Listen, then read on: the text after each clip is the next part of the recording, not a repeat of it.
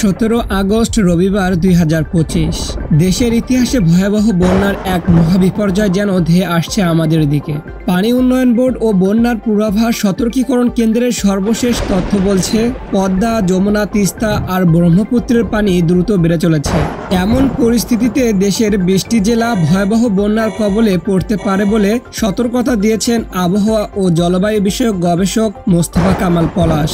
আপনার জেলা কি এই ঝুঁকির মধ্যে আছে? কোন নদীর পানি কোন সময় বিপদসীমা পার করবে আর কোথায় কোথায় জীবন মরণ লড়াই শুরু হয়ে গেছে, সবই থাকছে আজকের বিস্তারিত লাইভ ওয়েদার আপডেটে।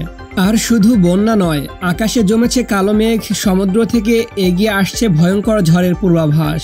এই দুই প্রাকৃতিক বিপর্যয় একসাথে হলে পরিস্থিতি কতটা ভয়ঙ্কর হতে পারে তা কল্পনা করাও কঠিন।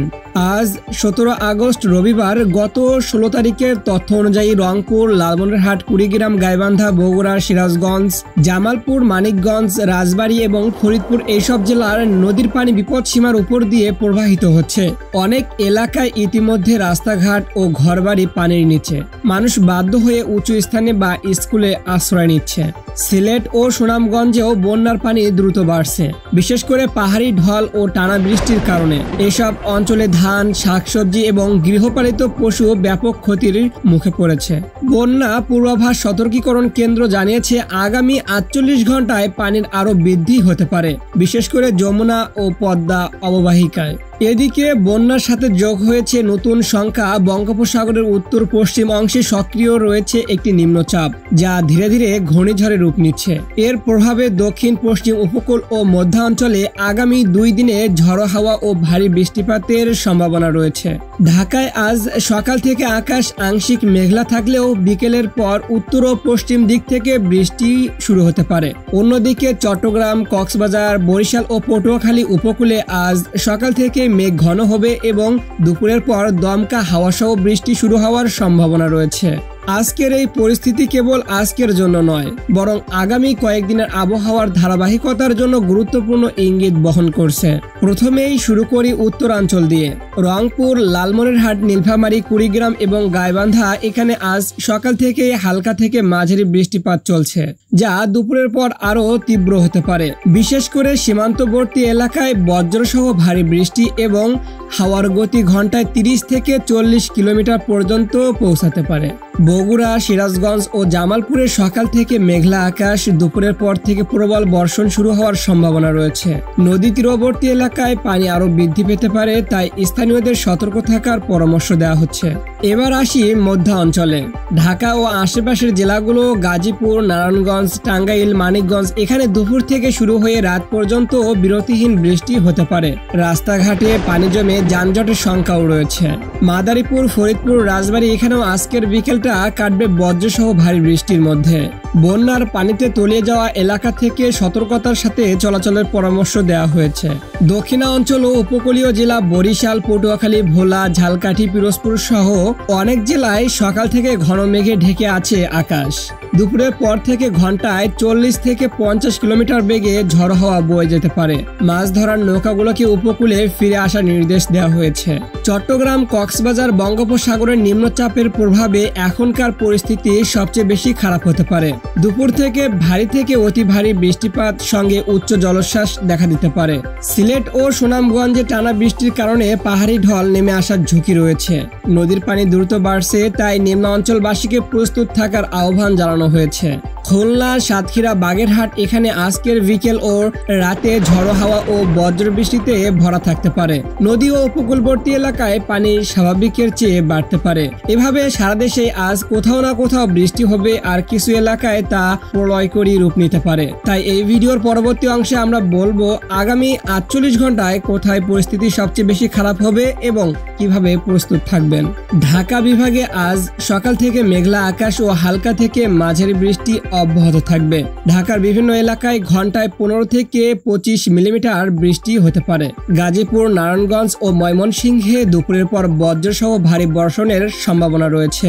চট্টগ্রাম বিভাগে বিশেষ করে কক্সবাজার, টেকনাফ ও বাঁশখালী এলাকায় আজ দুপুরের পর থেকে টানা ভারী বর্ষণ শুরু হতে পারে, যা পাহাড়ি ঢল ও ভূমিধসের ঝুঁকি তৈরি করবে। চট্টগ্রাম নগরীতেও বিকেলের দিকে ভারী বৃষ্টি হতে পারে, যা জলবদ্ধতা সৃষ্টি করবে। রাজশাহী বিভাগের বগুড়া, নাটোর, পাবনা ও সিরাজগঞ্জে মাঝে মাঝে ভারী বর্ষণ হবে। বিশেষ করে দুপুর থেকে রাত পর্যন্ত বৃষ্টি আরও বৃদ্ধি পাবে। খুলনা বিভাগের যশোর, কুষ্টিয়া, মাগুরা ও সাতক্ষীরায় হালকা থেকে মাঝারি বৃষ্টিপাত চলবে। তবে উপকূলীয় এলাকায় বাতাসের গতি বেড়ে 35 থেকে 40 কিলোমিটার পর্যন্ত যেতে পারে। বরিশাল বিভাগে পটুয়াখালী, বরগুনা, ভোলা ও ঝালকাঠিতে দুপুরের পর ভারী বৃষ্টি হবে। বঙ্গোপসাগরের নিকটে অবস্থানরত নিম্নচাপের প্রভাবে জোয়ারের পানি স্বাভাবিকের চেয়ে 1 থেকে 2 ফুট বেশি হতে পারে। রংপুর বিভাগে কুড়িগ্রাম, লালমনিরহাট, রংপুর, গাইবান্ধা ও দিনাজপুরে আজ সারাদিনই ভারী বৃষ্টি অব্যাহত থাকবে, যা নদীর পানি আরও বৃদ্ধি করবে। সিলেট বিভাগে সিলেট, মৌলভীবাজার, হবিগঞ্জ ও সুনামগঞ্জে সকাল থেকে রাত পর্যন্ত টানা ভারী বৃষ্টি চলবে। পাহাড়ি ঢলের আশঙ্কাও রয়েছে। প্রিয় দর্শক, এই মুহূর্তে সবচেয়ে বেশি নজর দিতে হবে উপকূলীয় এলাকা ও বন্যা কবলিত অঞ্চলে, কারণ বঙ্গোপসাগরে সৃষ্ট নিম্নচাপটি ধীরে ধীরে শক্তি সঞ্চয় করছে। আবহাওয়া অফিস জানিয়েছে আগামী 24 ঘন্টার মধ্যে এটি আরো গভীর হতে পারে। এর প্রভাবে উপকূলীয় জেলাগুলোতে বাতাসের গতি বেড়ে 50 থেকে 60 কিলোমিটার পর্যন্ত পৌঁছাতে পারে, যা নৌ চলাচলে বিপজ্জনক পরিস্থিতি তৈরি করবে। পানি উন্নয়ন বোর্ড ও বন্যার পূর্বাভাস সতর্কীকরণ কেন্দ্রের সর্বশেষ তথ্য অনুযায়ী পদ্মা, যমুনা, তিস্তা এবং ব্রহ্মপুত্র নদীর পানি ক্রমাগত বৃদ্ধি পাচ্ছে। এখন পর্যন্ত 20টিরও বেশি জেলা আংশিক বা পুরোপুরি বন্যায় আক্রান্ত হয়েছে এবং পরবর্তী 2 দিনে এই সংখ্যা বেড়ে 25 থেকে 30 জেলায় পৌঁছাতে পারে। বিশেষ করে কুড়িগ্রাম, গাইবান্ধা, সিরাজগঞ্জ, বগুড়া, জামালপুর, টাঙ্গাইল এবং মানিকগঞ্জ, এখানকার নদীর পানি বিপদসীমার উপর দিয়ে প্রবাহিত হচ্ছে। বন্যার সম্ভাব্য বিস্তার আগামীকাল থেকে বর্ষণ আরও তীব্র হলে বন্যা পরিস্থিতি দ্রুত অবনতি হতে পারে। নদী তীরবর্তী গ্রামগুলোতে ঘরবাড়ি তলিয়ে যেতে পারে, রাস্তাঘাট অচল হয়ে পড়তে পারে এবং যোগাযোগ ব্যবস্থা ভেঙে পড়তে পারে। বিশেষ করে তিস্তা নদীর উজানে ভারী বৃষ্টিপাতের কারণে হঠাৎ করে পানি ঢল নেমে আসতে পারে, যা নিম্ন অঞ্চলের জন্য বড় হুমকি। বঙ্গোপসাগরের উত্তর পশ্চিম অংশে যে গভীর নিম্নচাপটি তৈরি হচ্ছে সেটি ইতিমধ্যেই ঘূর্ণিঝড়ের রূপ নিয়েছে।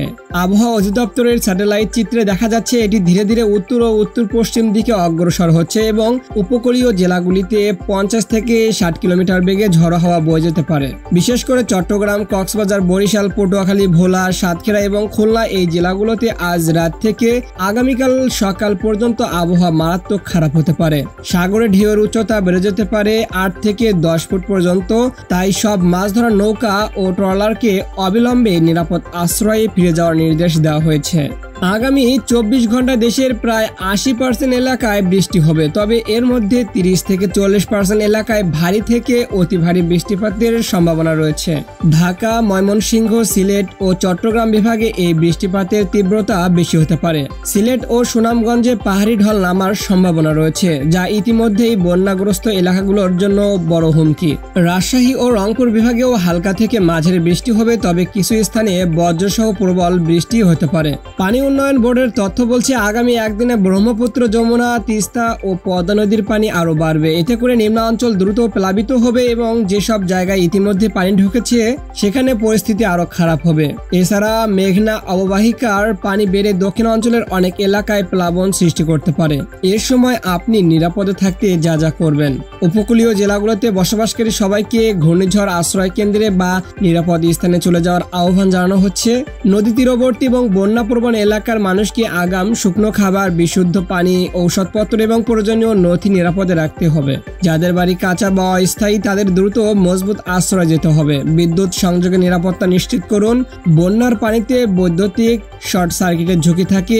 শিশু ও বৃদ্ধদের সুরক্ষায় বিশেষ নজর দিন। প্রিয় দর্শক, এই ছিল আজ 17 আগস্ট 2025 রবিবার বাংলাদেশের আবহাওয়ার সর্বশেষ আপডেট। আবহাওয়া সর্বদাই পরিবর্তনশীল, তাই সঠিক তথ্য পেতে সবসময় সর্বশেষ আপডেট ফলো করুন। আজকের আবহাওয়ার এই বিশদ আপডেট দেখে আমরা আশা করছি আপনারা সবাই প্রয়োজনীয় প্রস্তুতি নিতে সক্ষম হবেন। প্রকৃতির এই খেলায় সচেতনতা ও নিরাপত্তা আমাদের সবার জন্য অত্যন্ত গুরুত্বপূর্ণ। তাই নিজের এবং পরিবারের সুরক্ষার জন্য নিয়মিত আবহাওয়ার খবর অনুসরণ করুন। আপনি যে এলাকায় থাকেন সেই এলাকার নাম কি এবং সেখানে আবহাওয়া কেমন চলছে নিচে কমেন্টে জানাতে ভুলবেন না। সবাই ভালো থাকুন, নিরাপদে থাকুন, সুস্থ থাকুন। আল্লাহ হাফেজ।